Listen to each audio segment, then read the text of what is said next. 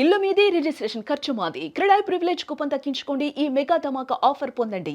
CREDAI Vijayawada property show.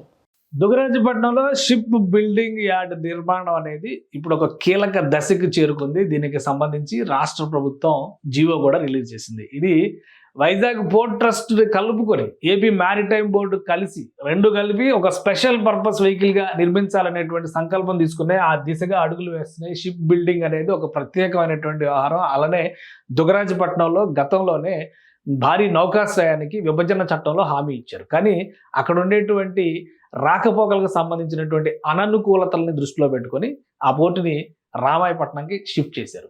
అయినా కానీ ఆంధ్రప్రదేశ్ ప్రభుత్వం దుగరాజపట్నంలో కూడా ఒక ప్రతిష్టాత్మకమైనటువంటి పోర్ట్ బిల్డింగ్ కంపెనీని ఎస్టాబ్లిష్ చేయాలనేటువంటి సంకల్పంతో ఉంది. ఒక పోర్ట్ బిల్డింగ్ సిస్టమ్ ని తీసుకొచ్చేటువంటి ప్రయత్నాలు చేసి దీనికి కేంద్ర ప్రభుత్వం కూడా సుముఖత వ్యక్తం చేసింది. ఇప్పుడు దీనికోసం 2000 ఎకరాల భూమిని సేకరించింది, సమీకరించింది. దానికి సంబంధించి ఇక్కడ చూస్తే కనుక ఇది ఉమ్మడి నెల్లూరు జిల్లా పరిధిలోకి వచ్చేటువంటి ప్రాంతం. ఇది ఇక్కడ కృష్ణపట్నం పోర్ట్ ఉంది. అలానే ఇప్పుడు విభజించిన తర్వాత జరిగినటువంటి పరిణామాలతో ఇది తిరుపతి జిల్లాలోకి వెళ్ళినటువంటి ప్లేస్ అనమాట. దుగరాజపట్నం ప్లేస్ ఇది. సో ఇక్కడ ఈ తుపిలిపాలెం ఈ సైట్ ని డిసైడ్ చేశారు. తుపిలిపాలెం దగ్గర నిర్మాణం జరగాలనేది. ఇది పురాతన కాలంలో హిస్టరీ ఉన్నటువంటి ప్లేస్ అనమాట. రామాయపట్నం పోర్ట్ ఇక్కడ ఇప్పుడు డెవలప్ అవుతుంది. మధ్యలో అక్కడ కృష్ణపట్నం పోర్ట్ ఉంది. అలానే వైజాగ్ పోర్ట్ ని దీనిలో ఇన్వాల్వ్ చేసింది. పులికాటు సరస్సు ఈ పక్కనే పులికాటు సరస్సు ఉంటుంది, శ్రీహరి కోట ఉంటుంది. మొత్తం అసలు ఒక అద్భుతమైన టూరిజం స్పాట్ గా మారడానికి అవకాశం ఉన్న ప్లేస్ అనమాట ఇది. సో ఇక్కడ ఒక షిప్ బిల్డింగ్ ఇండస్ట్రీ కనుక వస్తే ఖచ్చితంగా చరిత్రను మార్చేటువంటి అంశం కాబోతుందని చెప్పని రాష్ట్ర ప్రభుత్వం చాలా బలంగా నమ్ముతుంది. ఇప్పుడు దీనికి సంబంధించి ఈ షిప్ బిల్డింగ్ వ్యవస్థకు సంబంధించి ఒక జీవోను కూడా రిలీజ్ చేసింది. Infrastructure investment permission to the AP maritime board for establishment of green field port and ship building cluster at Dugarajapatnam, Tirupati district under the ship building development scheme. ఇది సెంట్రల్ గవర్నమెంట్ ఇచ్చినటువంటి scheme ఇది. ఈ స్కీమును ఉపయోగించడం ద్వారా కేంద్ర ప్రభుత్వం నుంచి నిధులు కూడా పొందడానికి అవకాశం ఉంటుంది. అందుకనే ఆంధ్రప్రదేశ్ ప్రభుత్వం అనుసరిస్తున్నటువంటి ప్రధానమైనటువంటి వ్యవహారం ఏంటంటే కేంద్రం ఏవైతే ఆఫర్స్ ఇస్తుందో ఆఫర్స్ను సద్వినియోగం చేసి ఈ అండర్స్టాండింగ్ అనేది గతంలో జగన్మోహన్ రెడ్డి ప్రభుత్వంలో లేదు. ఎందుకంటే ఆయన అభివృద్ధి అంశాలను పక్కన పెట్టి ఎప్పుడు కేంద్రానికి అవసరం అయితే అప్పుడు చెయ్యెత్తి ఓటేయడం తప్పితే రాష్ట్రానికి ఏం కావాలనేది చేయలే.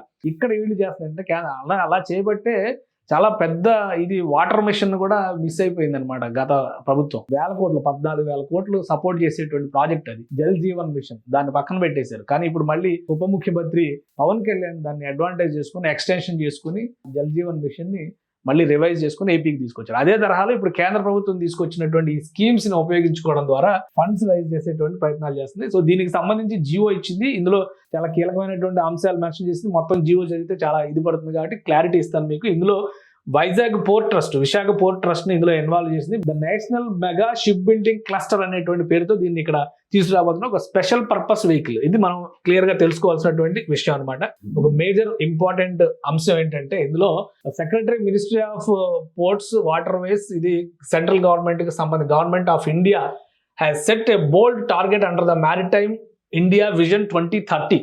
దీనికి సంబంధించి 2030 కల్లా ఇది రావాలని చెప్పి and the maritime Amrit Kaal vision 2047 to transform India into one of the world's top 5 ship building nations by 2047 with an envisaged ship building output of 4.5 million gross tonnage. So అంత షిప్పింగ్ చేసేంత కెపాసిటీ ఉండేటువంటి షిప్పులు తయారు చేసే దిశగా దాని పర్ ఇయర్ దాన్ని చేసే విధంగా ఉండాలనేటువంటి ఆలోచన చేసింది.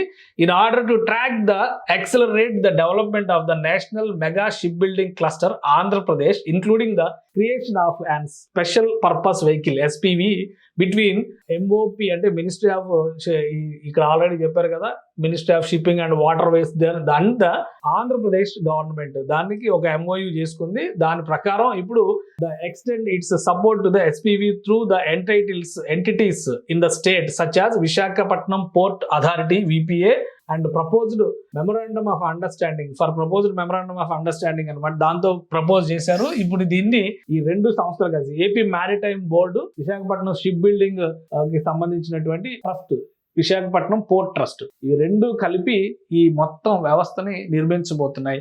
ఒకసారి చూస్తాం జాగ్రఫీ పరంగా చూస్తే కూడా ఇది మనం ఒక క్లియర్ పిక్చర్ తెలుసుకో. ఇది ఏపీ మ్యారిటైమ్ బోర్డు మొత్తం అంతా ఆంధ్రప్రదేశ్ లో ఈ నౌకాయానానికి సంబంధించినటువంటి వ్యవస్థలు వాటి డెవలప్మెంట్ అంతా కూడా ఈ బోర్డు ఆధ్వర్యంలోనే జరుగుతుంది. సో ఇది ఆంధ్రప్రదేశ్ గవర్నమెంట్ కి సంబంధించినటువంటి బోర్డు అనమాట.